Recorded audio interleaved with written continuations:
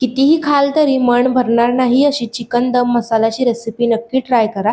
यासाठी chicken vinegar किंवा लिंबू मीठ लावून स्वच्छ धुवून घ्यायचंय। यानंतर लेग पीसला अशा प्रकारे कट द्यायचे जेणेकरून मसाला चांगला मुरतो।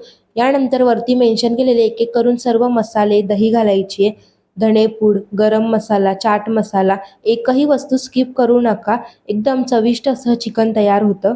यामध्ये दोन्ही हाताने चोळून ओवा घालायचा आहे। ओव्याने याची चव आणखीन वाढते। चवीनुसार मीठ घालायचे, आलं लसणाची पेस्ट घालायची, 1 चमचा तूप किंवा तेलाचा वापर करून हे संपूर्ण मिश्रण एकजीव असं मिक्स करून 1 ते 2 तास चिकन मॅरिनेट करून घ्या। फ्रीजमध्ये ठेवलं तरीही चालेल।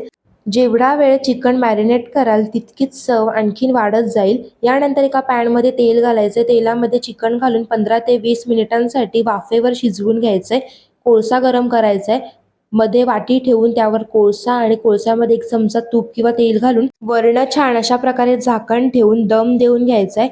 दम जेवढा चांगला बसेल चिकन तेवढंच चवीला छान लागेल। वरण लिंबू पिळायचा आहे, भरपूर अशी बारीक चिरलेली कोथिंबीर घालायची आहे, हिरवी चटणी कांद्यासोबत हा चिकन दम मसाला सर्व